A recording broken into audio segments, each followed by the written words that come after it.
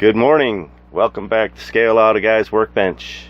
Coming up in today's video is an unboxing of a kit that I just recently purchased. You're not going to want to miss this one. Coming up next, right after this.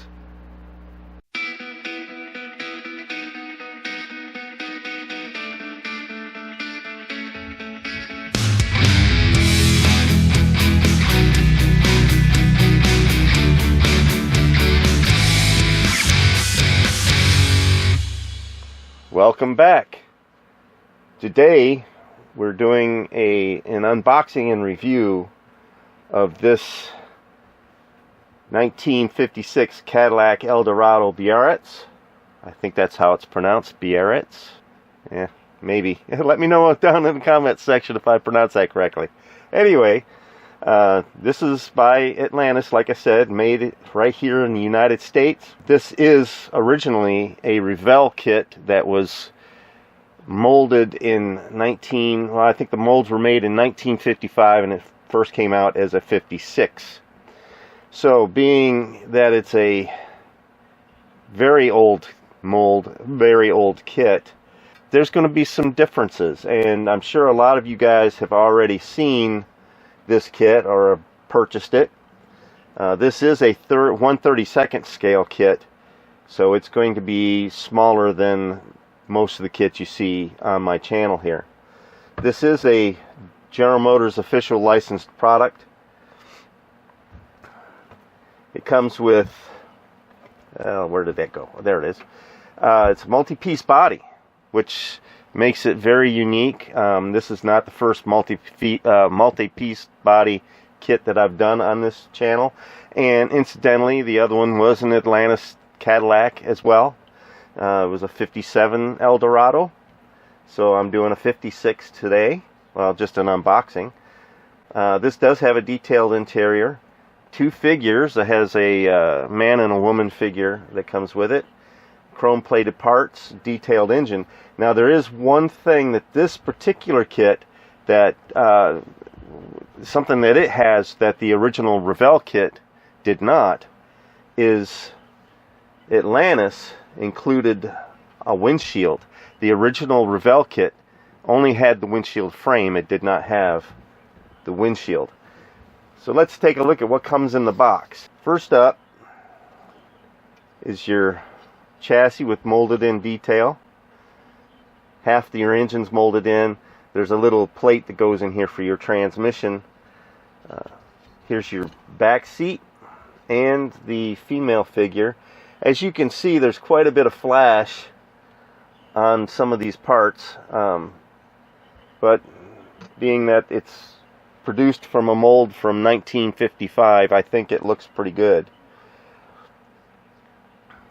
Here's your firewall and dash, and I believe that's part of the front suspension. I'm not exactly sure what this piece is, but we'll figure it out as we build it. Now, I'm not building this kit today. This is just an unboxing, but I will be building this in the very near future. Here's your trunk and your hood. And you can see that it has alignment pins on these body panels that fit together. There's some flash on them, like I said. Not bad for a kit from 1955. Here's your body side panel. Look at it, both sides of it. Individual door panels, which are pretty nicely detailed.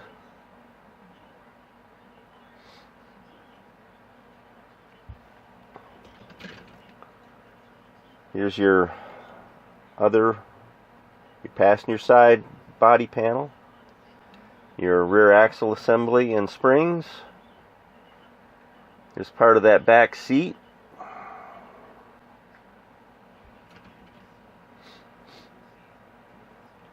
Front fenders, which are individual front fenders there, and your tires. It's all plastic tires. that's the way they came back in 1950s and 60s. You had plastic tires. You didn't have the vinyl tires yet. Those weren't part of the kit process back then. Your convertible boot and back seat and top of the engine.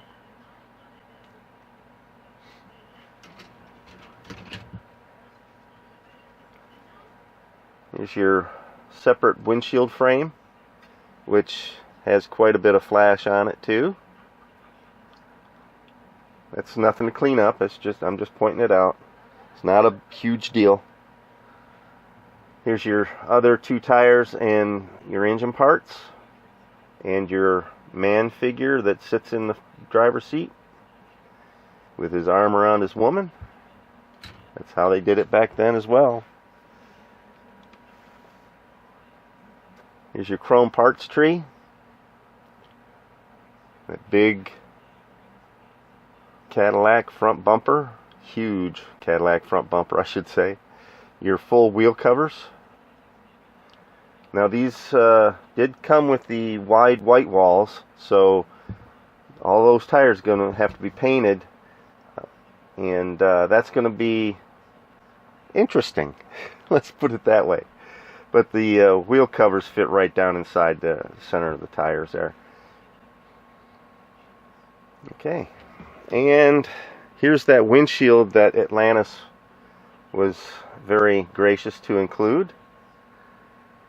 Nice and clear, no distortions, even though it's curved. Well, there is a little bit of distortion in there, but not that much.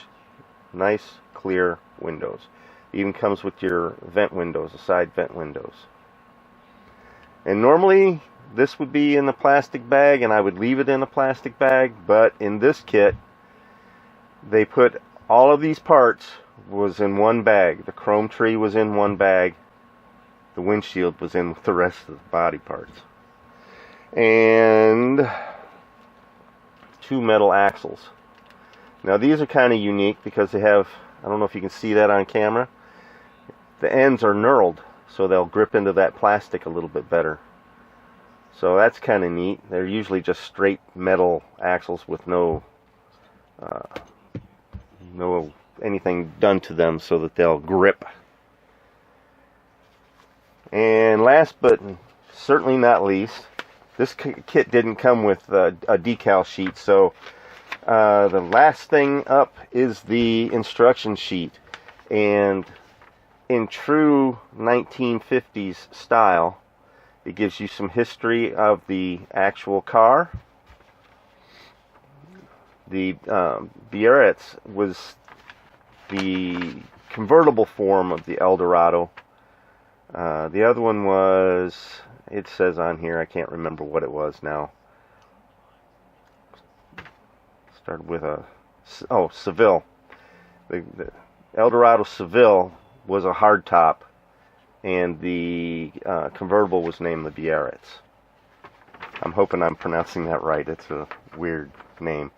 But the instructions here are probably the most vague I've seen in some time. But they do break it down step by step, what you need to do first, second, third, fourth, and then it gives you a breakdown of the parts. It even tells you how to assemble the body and make sure that everything is squared up so that everything fits properly. It tells you exact steps in what to do. You put the hood in place to keep the fenders aligned, that kind of thing. Very interesting instructions, to say the least. And then it gives you the parts list by number. And that's what it should kind of look like when it's done. Okay. Now, I've seen other reviewers do this kit, and one of them actually said that they do not recommend this kit. I look at it differently. I look at it as a challenge to be overcome. This is not my first multi-piece bodied kit, so that first one did intimidate me just a little bit because it was something new, new to me anyway. This one here is a little bit beyond the first one because the previous one was only a top and a bottom. This one here, it's like a 6-piece body, and so it's going to be different, but I'm not going to go out on a limb here yet and say that I don't recommend this kit. I do recommend this kit. This is different than other kits, and therein lies the challenge. And the challenge is what makes model building model building. Otherwise, you're just mundanely painting and assembling and blah blah blah. This is the challenge. Get it right, and you know that you did something great. So, what do you guys think of this kit? Let me know in the comments section. Good, bad, whatever. Would you build it? I know a lot of guys have, and I realize that there's probably a lot of guys that'll run away from it. But I think everybody should at least try to build this. This is going to be interesting. It's not scary in any way. It's just interesting, and we'll see how it turns out. Oh, there's one more part. It had fallen off the tree, and I just now noticed I had it set inside. Is the air cleaner that sits on top of the engine. So there's all the parts. There's all the parts for the kit. Okay. If you like this kit, if you like this review, if you like this unboxing video, give it a thumbs up.